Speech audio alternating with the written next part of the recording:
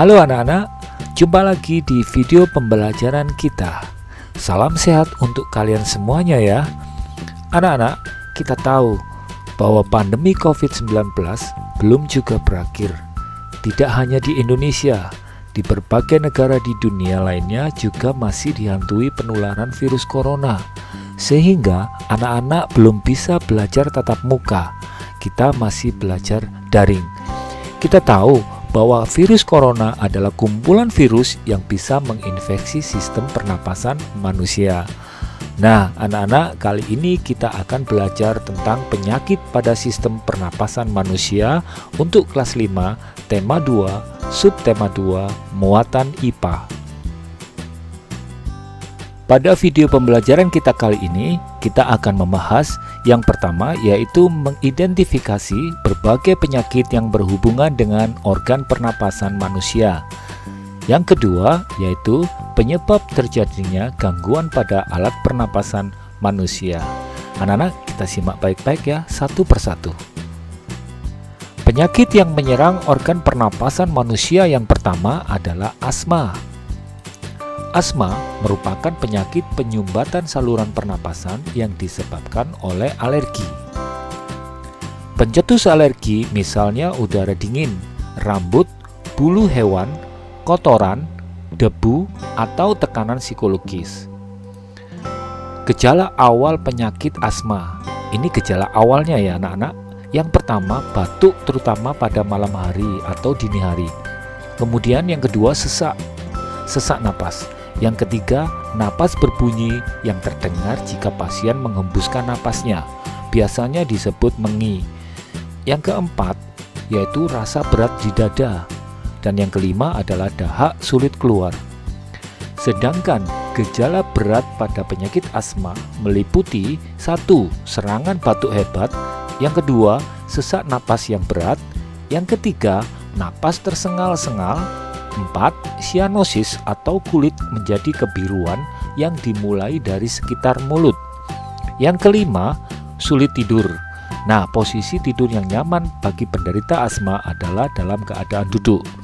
Dan yang keenam adalah kesadaran menurun.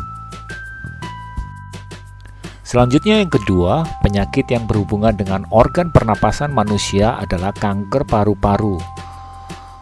Kanker paru-paru ini merupakan salah satu penyakit paling berbahaya.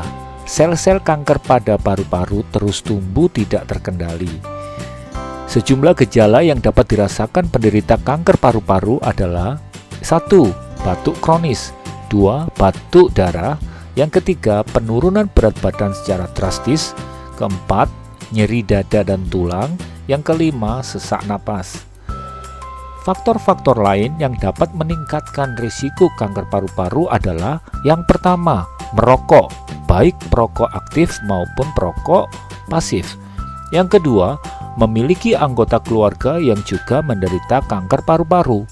Dan yang ketiga, tinggal atau bekerja di lingkungan yang tercemar zat kimia berbahaya. Keempat, sering terpapar polusi udara. Maka dari itu anak-anak tetap di rumah, bermain di luar, jangan terlalu lama. Penyakit yang berhubungan dengan organ pernapasan manusia selanjutnya, yaitu yang ketiga adalah tuberkulosis atau biasa disebut dengan TBC. TBC atau tuberkulosis adalah penyakit paru-paru akibat kuman Mycobacterium tuberculosis. Kuman TBC tidak hanya menyerang paru-paru, tetapi juga bisa menyerang tulang, usus, atau kelenjar. TBC akan menimbulkan gejala berupa batuk yang berlangsung sangat lama, lebih dari 3 minggu, biasanya berdahak, dan terkadang mengeluarkan darah.